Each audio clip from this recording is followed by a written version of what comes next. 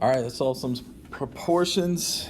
Again, all proportional relationships, they're telling us that they are equivalent, that they're equal to each other, and we got to find the missing value that would make that statement true. Okay, so these strategies, again, they all work. They will all work for every single problem. However, sometimes they're going to be easier than others. So it's all about finding the easiest strategy for that particular problem. And feel free to use, multiple of these for each process. Or if you want to check yourself, you can always look at that maybe just a different way by using another strategy. So they all work. Your choice. Cross multiplying, again, is always an option. These other ones are really kind of case by case. They'll work, but it might not be a whole number as one of your factors that you use. Okay, so anyways, let's try a couple of these out. I'll show you guys just some examples here, and hopefully we're getting a good idea of what we got to do. All right, so someone up here, 4 is to 12 as something is to 9. And again, the letter, right, the variable itself that we use doesn't matter, right? It doesn't matter if it's a, B, a C, a Y in this case. The letter itself doesn't matter, but the position that it's in does matter. So you got to keep that in mind whenever you're solving these problems, all right? So 4 is to 12 as something is to 9. Now, again, a lot of ways to do this. I would go up the ladder. And when you go up and down the ladder or across the river, a couple things to keep in mind. One, always go to the variable, right? You're always going towards the variable. Got to go towards. And again, the variable is just a letter that represents an unknown number. Some number goes there. We don't know what it is yet. We're going to figure it out. All right, always go towards the variable because you might have the right factor, but you might have the wrong operation. All right, if it gets bigger, you're multiplying by that factor. If it gets smaller, you're dividing by that factor. So keep that in mind when you're looking at these. But in this case, yeah, to get from 12 to 4, it's getting smaller. We divide by a factor of 3, so you do the same thing on the other side. And 9 divided by 3 means that y equals 3. So 4 is to 12 as 3 is to 9. Those are equivalent ratios. Yeah, that was going up the ladder. You could have cross multiplied here. Might as well do it. If we cross multiply, you multiply along your diagonals, right? 4 times 9, which is 36. You set them equal to each other. And 12 times y, which is 12y. And we want to solve for y.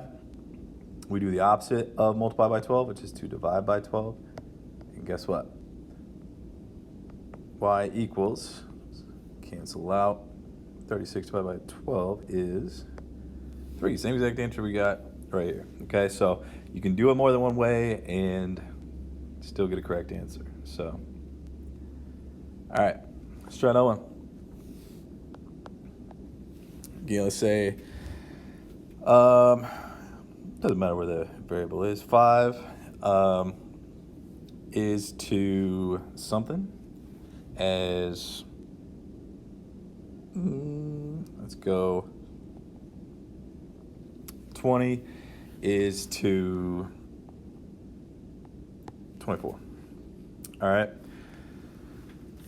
So in this case, our unknown is right here. We're going to solve for that variable, right? Some number goes there.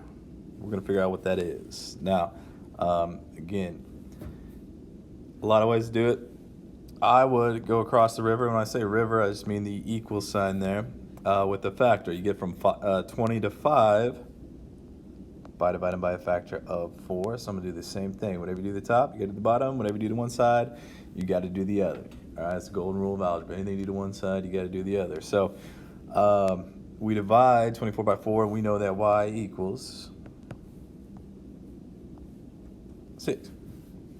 Okay, so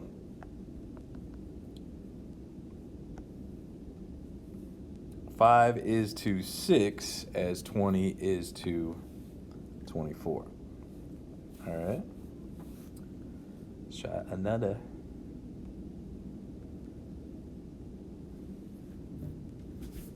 Let's see. I'll put one over here. Let's say M is to let's go 8 as 20 is to, let's just go 20.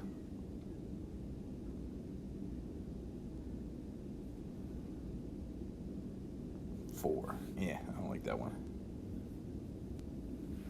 M is to 8 as 20 is to, let's go 40. Why not? All right. So, again, we don't know what M is. That's what we're going to figure out. You can do it a bunch of ways. Obviously, the easiest one here would be go up the ladder. In my eyes, and again, it might be different from your eyes, divide by a factor of 2. You do the same thing over here. Divide by a factor of 2. And 8 divided by 2 is 4. So your answer is 4. Now, you could have also gone across the river. This is one where you can use a lot of different strategies. By dividing by a factor of 5. And guess what? 20 divided by 5 is still 4. Okay? So 4 is to 8 as 20 is to 40. And again, that's if we use this strategy right here, the reduce and build up, right? If you want to, anytime you got zeros on the back end, you want to chop them off, that's fine. You got 2/4. Now, I can get from 4 to 8 by multiplying by a factor of 2. And guess what? 2 times 2 is, yes, indeed, the same answer of 4. So, all good strategies to use in that particular case. All right, let's see.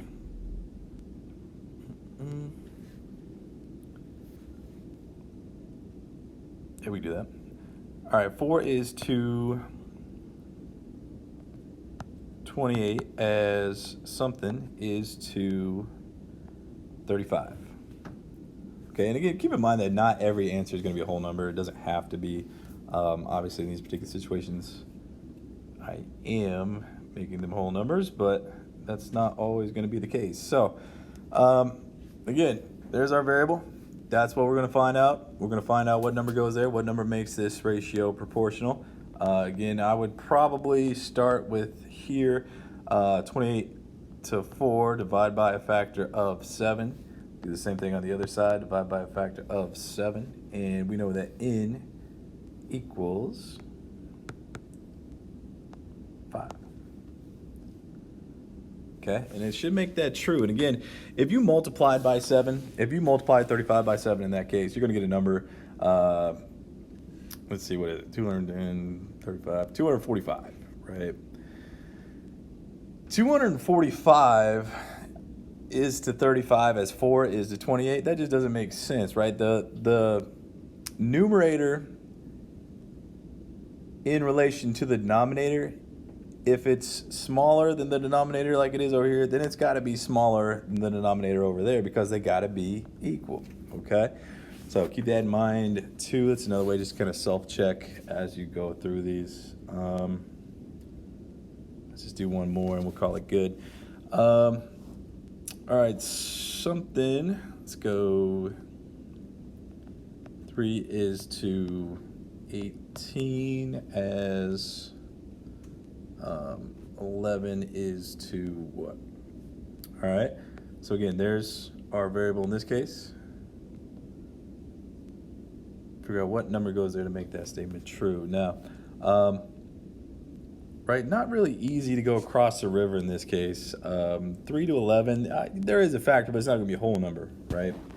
So let's try to go down the ladder to get from 3 to 18. Yeah, you can do that. You multiply by a factor of 6. So we do the same thing on the other side.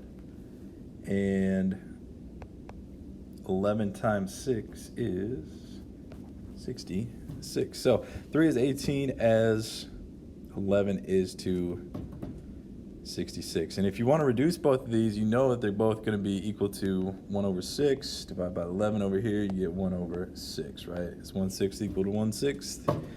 It is. So there's just some practice. Hopefully that helps you guys with some of your problems